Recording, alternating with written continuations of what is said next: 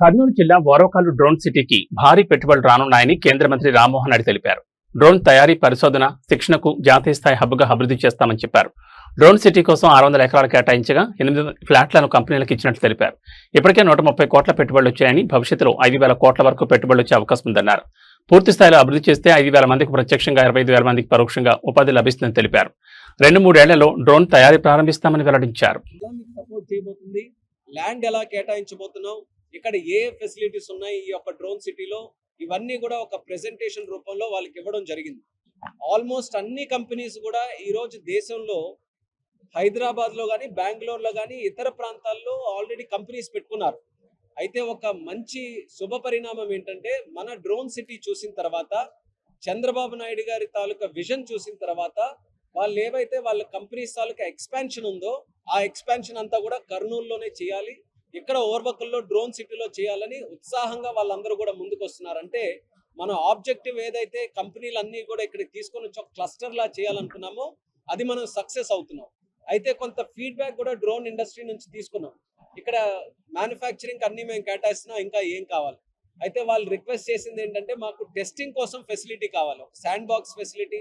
మేము డ్రోన్ తయారు చేసి దాన్ని సర్టిఫై చేసుకోవాలని అంటే అది సరిగ్గా పనిచేస్తుందో లేదో దాన్ని సర్టిఫై చేయాలి. సర్టిఫై చేయడంతో పాటు ఎయిర్ స్పేస్, అది గాల్లో కూడా డ్రోన్ని ఎగరవేయాలి కాబట్టి గాల్లో మళ్ళీ ఎయిర్ ప్లేన్స్ ఉంటాయి, ఆ పర్మిషన్స్ అన్ని కూడా తీసుకోవాలి. కాబట్టి మా మినిస్ట్రీ నుంచి దానికి పర్మిషన్స్ ఈజీగా తీసుకునే విధంగా, దానికి అప్రూవల్స్ ఏమైనా ఉంటే వేగంగా వచ్చే విధంగా చర్యలు తీసుకోమని చెప్పి కూడా డ్రోన్ ఇండస్ట్రీ నుంచి వాళ్ళు రిక్వెస్ట్ చేశారు. అందుకనే మేము ఈరోజు వచ్చినప్పుడు నా మినిస్ట్రీ నుంచి మా అడిషనల్ సెక్రటరీ పునీత్ కన్సల్ గారు, అలాగే డ్రోన్ ఇండస్ట్రీ నుంచి కూడా డీజీసీఏ సంబంధించిన అధికారులు, క్యూసీఐ నుంచి అధికారులు, ఎవరెవరైతే డ్రోన్ ఇండస్ట్రీకి సంబంధించి గవర్నమెంట్ ఆఫ్ ఇండియా నుంచి ఏ డిపార్ట్మెంట్స్ ఉన్నాయో అందరినీ కూడా ఇక్కడ తీసుకొని వచ్చాం. అందరూ కూడా ఈరోజు ఫీడ్బ్యాక్ విన్నారు. మేము ఒక 3 నెలల తాలూకా టైం లైన్ పెట్టుకున్నాం. 3 నెలల్లో ఈరోజు ఇచ్చినటువంటి ఫీడ్బ్యాక్ మీద ఒక టైం లైన్ అవుట్ బౌండ్ పద్ధతిలో దీని మీద చర్యలు తీసుకునే విధంగా ఒక కమిటీని ఏర్పాటు చేసుకొని ముందుకు వెళ్ళాలని. రానున్న కాలంలో డ్రోన్స్ చాలా పెద్ద టెక్నాలజీగా మనకి రాబోతుంది. ఈరోజు మనం చూసుకుంటే ప్రధానమంత్రి వర్యులు నరేంద్ర మోదీ గారు డ్రోన్స్ ని కంప్లీట్ గా దాని తాలూకా శక్తిని ఆయన గ్రహించి ఇంపోర్ట్ ఆఫ్ డ్రోన్స్ కూడా భారతదేశంలో బ్యాన్ చేశాము. అంటే భారతదేశంలో మీరు బయట తయారీ అయినటువంటి డ్రోన్ని ఇక్కడ ఇంపోర్ట్ చేయలేరు. మోదీ గారు ఎందుకు బ్యాన్ చేశారు? ఇంత పొటెన్షియల్ ఉన్న డ్రోన్స్ ని మన భారతీయులే, మన భారతీయ యువకులు మన టెక్నాలజీని వినియోగించుకొని డ్రోన్స్ ఇక్కడే తయారైతే ఒక పెద్ద ఇండస్ట్రీ ఇక్కడ మనం క్రియేట్ చేయొచ్చు. కేవలం డొమెస్టిక్ మార్కెటే కాకుండా ఇంటర్నేషనల్ మనం తయారు చేసిన డ్రోన్స్ ని ఫారెన్ కూడా మనం పంపించి ఎక్స్పోర్ట్ చేసే విధంగా మన యువకులకి ఈ అవకాశం మనం కల్పించాలని మోదీ గారు కొన్ని నిర్ణయాలు తీసుకున్నారు. డ్రోన్స్ ని ఇంపోర్ట్ చేయడం ఆపేశాం. అలాగే ప్రొడక్షన్ లింక్ ఇన్సెంటివ్ ఒక స్కీమ్ తీసుకొని వచ్చి 120 కోట్ల రూపాయలు గతంలో డ్రోన్ కంపెనీస్ కి గవర్నమెంట్ ఆఫ్ ఇండియా తరపున ఇచ్చాం, మ్యానుఫ్యాక్చరింగ్ ఈకో సిస్టమ్ ని పెంచాలని. అది కూడా సక్సెస్ఫుల్ గా జరిగింది. దానితో పాటు డ్రోన్స్ రూల్స్ తీసుకొని వచ్చాం. రూల్స్ ప్రకారం గైడ్ లైన్స్ తీసుకొని వచ్చి డ్రోన్స్ ని ఎలా తయారు చేయాలి, సర్టిఫికేషన్ ఎలా ఉంటుంది, ఏ ఆర్గనైజేషన్స్ ఏం చేస్తాయి, ఇవన్నీ కూడా తరోగా చేశాం. కాకపోతే ఇదంతా ఒక సెట్ అయితే ఆ ఫౌండేషన్ మీద నెక్స్ట్ స్టెప్ మనం వెళ్ళాలి. దానికి సంబంధించి కొన్ని మంచి ఫీడ్బ్యాక్ కూడా డ్రోన్స్ దగ్గర నుంచి చేశాం. ఈరోజు గవర్నమెంట్ ఆఫ్ ఇండియా తరఫున కూడా మొన్న కూడా మీరు అందరూ కూడా చూశారు, రాయలసీమలోనే మన రక్షణ శాఖ మంత్రి వర్యులు రాజ్నాథ్ సింగ్ గారు వచ్చినప్పుడు ఇదే డ్రోన్ సిటీకి ఆ రోజు ఫౌండేషన్ స్టోన్ కూడా మనం వేసాం, గ్రౌండ్ బ్రేకింగ్ సెరమనీ కూడా చేశాం. ఆ రోజు కూడా నేను చెప్పాను, ఈ డ్రోన్స్ కి సంబంధించి ఒక ప్రత్యేకమైనటువంటి స్కీమ్ ని గవర్నమెంట్ ఆఫ్ ఇండియాలో మేము తయారు చేస్తున్నాం. ఆ స్కీమ్ తాలూకా ముఖ్య ఉద్దేశం కూడా స్థానికంగా మనం డ్రోన్స్ ని మ్యానుఫ్యాక్చరింగ్ ఇంకెలా పెంచొచ్చు, డ్రోన్స్ తాలూకా తయారీ మన దేశంలో ఎలా పెంచొచ్చు అన్న ఉద్దేశంతో ఒక మంచి స్కీమ్ కూడా తీసుకొని వచ్చాం. అది ఇండస్ట్రీకి కూడా చెప్పాం, వాళ్ళకు కూడా అడ్వాంటేజ్ తీసుకోమని కూడా ఈ సభాముఖంగా తెలియజేశాం. ఈరోజు ఇంత చక్కగా రావడానికి కాస్త ఇబ్బంది అయినా సరే 150 కంపెనీల నుంచి రిప్రజెంటేటివ్స్ దేశం మొత్తం మీద డ్రోన్స్ కి సంబంధించిన వాళ్ళందరూ కూడా ఇక్కడ విచ్చేసి, వాళ్ళు హైదరాబాద్ ఎయిర్పోర్ట్ లో దిగితే అక్కడ నుంచి బస్సు వేసుకొని వాళ్ళందరూ కూడా వచ్చిన తర్వాత ఇక్కడికి వచ్చిన తర్వాత ఒక్కరు కూడా మేము ఇబ్బంది పడ్డామని చెప్పలా. అందరూ కూడా ప్రెజెంటేషన్స్ చూసి, ఇక్కడ స్టేట్ గవర్నమెంట్ చేస్తుంది చూసి మెచ్చుకున్నారు. ఇంత మంచిగా ఇక్కడ డ్రోన్స్ చేస్తున్నారంటే, డ్రోన్స్ కంపెనీస్కి ఇక్కడ ఆదరిస్తున్నారనంటే మేము నెక్స్ట్ ఫ్యూచర్ ఎక్స్పాన్షన్ ఇక్కడే చేస్తాం. మాకు భూమి ఎలా ఇస్తారన్న దాని మీద ఈరోజు అందరూ కూడా మాట్లాడుతున్నారు. సో రానున్న కాలంలో డ్రోన్ సిటీ ఏదైతే ఉందో దేశంలోనే కాకుండా ప్రపంచంలోనే ఒక హబ్గా ఇది మారబోతుంది. దీనికి కారణం మొట్టమొదటిగా మన ముఖ్యమంత్రి వర్యులు చంద్రబాబు నాయుడు గారు ఆయన విజన్. ఆయన ఏ ఉద్దేశంతోనైతే అన్నారో నేను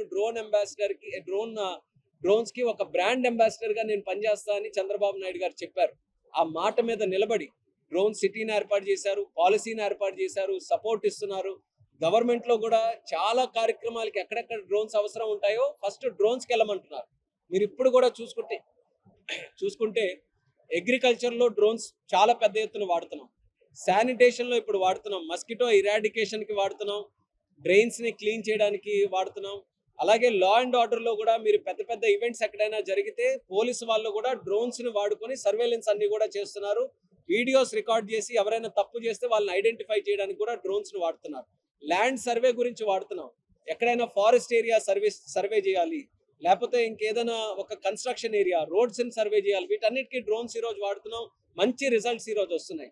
ఈ రోజు హెల్త్ విషయంలో కూడా బ్లడ్ శాంపిల్స్ ట్రాన్స్పోర్ట్ చేయడానికి, మెడిసిన్స్ ట్రాన్స్పోర్ట్ చేయడానికి, ఇంపార్టెంట్ అవర్లో వాళ్ళకి మెడికల్ ఫెసిలిటీస్ ని పంపించడానికి వీటన్నిటికీ డ్రోన్స్ యూజ్ చేస్తున్నాం.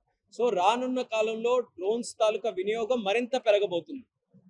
ప్రతి విలేజ్ లో కూడా భారతదేశంలో ఎన్ని గ్రామాలు ఉన్నాయో ప్రతి గ్రామంలో అట్లీస్ట్ ఒక డ్రోన్ ఉండాలన్నా 6 లక్షల పైగా డ్రోన్లు మన భారతదేశంలో ఉండాలి. ప్రస్తుతం ఉన్న డ్రోన్లు 40,000కి పైగా ఉన్నాయంటే ఇంకెంత మార్కెట్ మనకుందో ఒకసారి గ్రహించండి. ఆ మార్కెట్ ని ట్యాప్ చేయడానికే ప్రభుత్వం తరపున రాష్ట్ర ప్రభుత్వం, కేంద్ర ప్రభుత్వం కలిసి ఈ డ్రోన్ సిటీని ఫుల్ సక్సెస్ఫుల్ గా ముందుకు నడిపించాలని మా ప్రయత్నం మేము చేస్తున్నాం. ఇందులో మరొక ముఖ్యమైనటువంటిది ఏంటంటే ఈ డ్రోన్ సిటీ ఓర్వకల్లో ఏర్పాటు అయిన తర్వాత ఉద్యోగాలు మన యువకులకే వస్తాయి. ఇక్కడ ఏర్పాటు చేసిన తర్వాత ఇప్పుడు చాలా మంది చెప్పారు స్కిల్లింగ్ ఇప్పించండి, స్థానికులకి మంచి స్కిల్లింగ్ ఇప్పించండి, సో వాళ్ళే ఇక్కడ పనిచేసే విధంగా చేస్తారని దాని మీద కూడా మంచి కరికులం తయారు చేసి డ్రోన్స్ లో పైలట్స్ అవ్వడానికి కానీ డ్రోన్ కంపెనీలో పనిచేయడానికి మినిమం ఏదైతే స్కిల్లింగ్ కావాలో వాటి మీద కూడా దృష్టి పెట్టి స్థానికంగా ఇక్కడ కర్నూలులో కానీ ఓర్వకల్లో లోకల్ గా ఉండే వాళ్ళకి ఎక్కువ శాతం ఉద్యోగాలు వచ్చే విధంగా ఇది తీసుకుంటాం. ఎందుకనంటే అది కూటమి ప్రభుత్వం తాలూకా ఎజెండా ఉద్యోగ కల్పన అనేది. దానికి చంద్రబాబు నాయుడు గారు మరీ ముఖ్యంగా మన యువ నాయకులు లోకేష్ అన్న గారు కూడా దీని మీద పెద్ద ఎత్తున కృషి చేసి రాష్ట్రంలో పెట్టుబడులు తీసుకొని రావడానికి ఏ రాష్ట్రం కూడా మనకు పోటీగా లేదు ఈరోజు. అది గర్వంగా మనం చెప్పుకోవచ్చు. ఎవరైనా సరే పెట్టుబడులు పెట్టాలనంటే ఆంధ్రప్రదేశ్ రాష్ట్రం వైపు ఫస్ట్ చూస్తున్నారు, మన రాష్ట్రం రావాలని.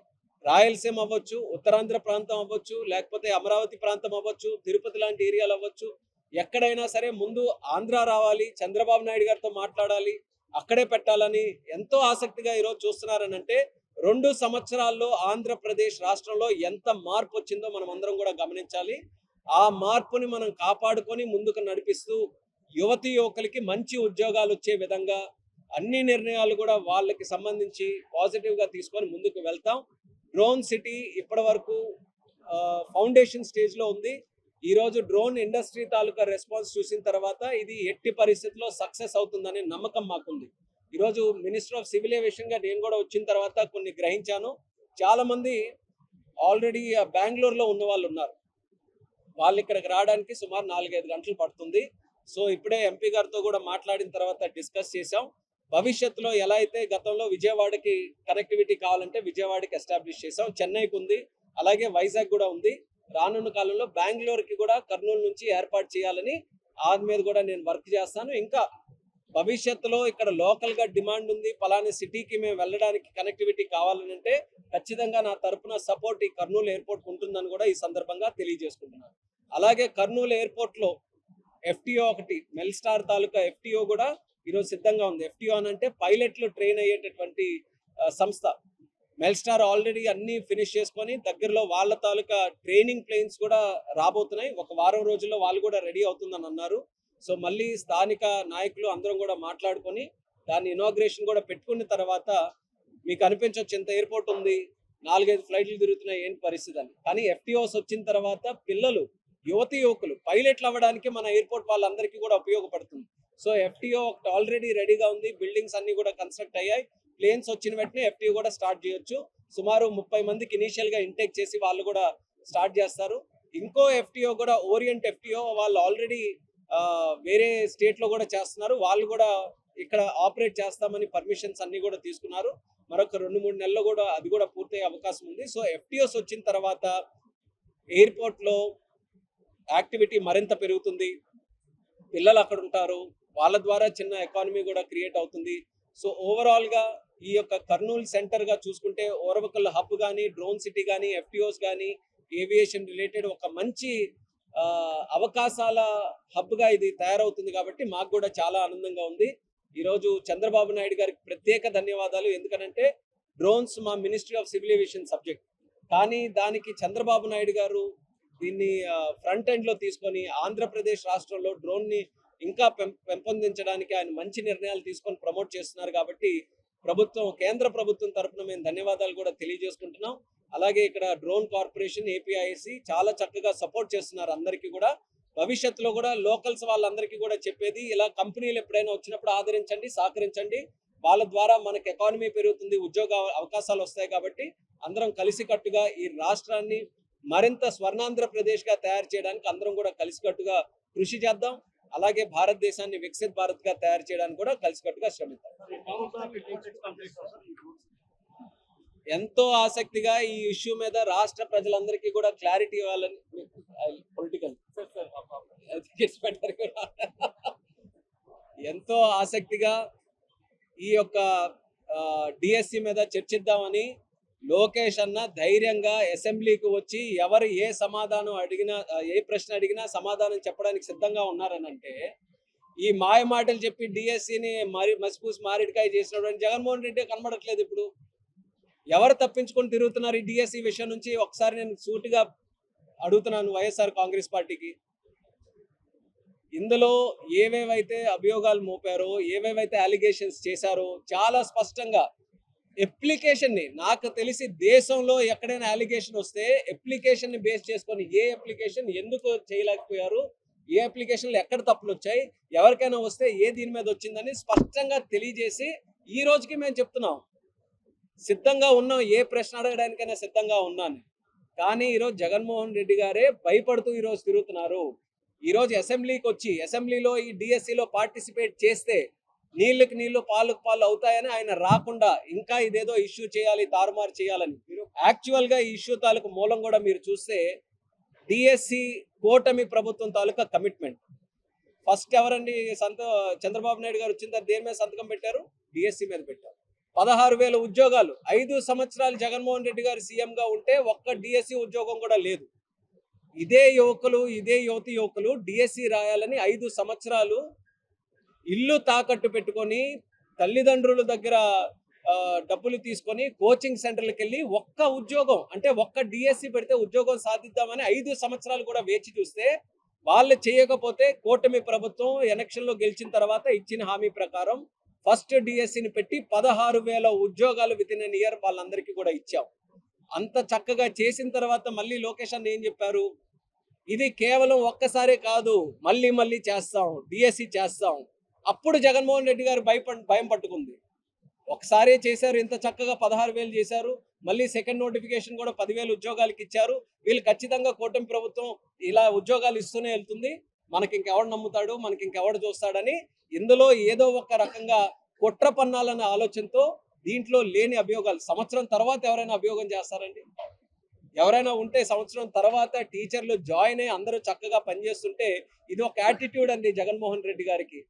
విద్యా వ్యవస్థని కించపరచడం, టీచర్స్ని ఇదే రకంగా ఇబ్బంది పట్టడం. గతంలో మీరు చూశారు, ఈ సంస్కృతి ఎక్కడైనా ఉండిందా? టీచర్లకి లిక్కర్ షాపుల దగ్గర పెట్టి అక్కడ పనిచేయమని చెప్పినటువంటి ముఖ్యమంత్రి దేశంలో 80 సంవత్సరాల స్వతంత్ర భారతదేశంలో ఎవరైనా ఉన్నారా? ఓన్లీ వన్, జగన్మోహన్ రెడ్డి గారు. అంటే టీచర్లు చూస్తే ఎక్కడో దగ్గర ఆయనకి ఒక కక్షలాగా ఈ రోజు కూడా టీచర్లు అయిపోతున్నారు, వాళ్ళని ఎలాగో అలా ఇబ్బంది పెట్టాలి, ఉద్యోగాలు తీసుకున్నారు, ఏం చేద్దాం? ఆ క్రిమినల్ మెంటాలిటీ ఎవరు అందుకోలేరు. అందులో మాత్రం ఆయన దిట్ట. క్రిమినల్గా ఏదైనా ఆలోచించి ఇబ్బందులు పెట్టాలని అంటే ఆయన రకంగా ఎవరు ఆలోచించలేరు. కానీ మేము పర్ఫెక్ట్గా, ట్రాన్స్పరెంట్గా, అకౌంటబుల్ పద్ధతిలో మేము చేశాం కాబట్టి DSC మీద ఎక్కడికి చర్చించడానికైనా భయం లేకుండా అసెంబ్లీ వరకు డిబేట్ని తీసుకొని వచ్చాం. లోకేష్ అన్న అక్కడ స్పష్టంగా చెప్పారు, ఎవరికి అక్కడ ప్రశ్న అడగాలని ఉన్నా సరే ధైర్యంగా రమ్మంటున్నారు. ఎందుకు రావట్లేదో నేను సూటిగా జగన్మోహన్ రెడ్డి గారికి అడుగుతున్నాను, యు ఆన్సర్. ఎందుకు రైల్వే జోన్ ఇచ్చారు కదా, అమరావతికి 50,000 కోట్ల వరకు ఇచ్చారు కదా కేంద్ర ప్రభుత్వం, పోలవరంకి నిధులు ఇయర్ ఆన్ ఇయర్ ఇచ్చి పూర్తి చేస్తున్నారు కదా, మనం ఇవన్నీ కేంద్రం నుంచి కోరుకునేదే కదా, ఇవన్నీ వచ్చే దాని మీద ఎందుకు మాట్లాడట్లా? రైల్వే జోన్ 5 సంవత్సరాలు ఉన్నారు, 54 ఎకరాలు ఇవ్వలేకపోయారు జగన్మోహన్ రెడ్డి గారి ప్రభుత్వం. కేంద్ర ప్రభుత్వం రైల్వే జోన్ ఇస్తాం, 54 ఎకరాలు ఇవ్వండి అని అంటే దాని గురించి 5 సంవత్సరాలు ఇవ్వకపోతే విత్ ఇన్ 100 డేస్ మన ప్రభుత్వం వచ్చిన తర్వాత ఇస్తే June 1, 2026 విశాఖపట్నం హెడ్ క్వార్టర్ గా గుంటూరు, గుంతకల్, విజయవాడ డివిజన్స్ తో సౌత్ కోస్ట్ రైల్వే జోన్ మనం ఎస్టాబ్లిష్ చేసాం.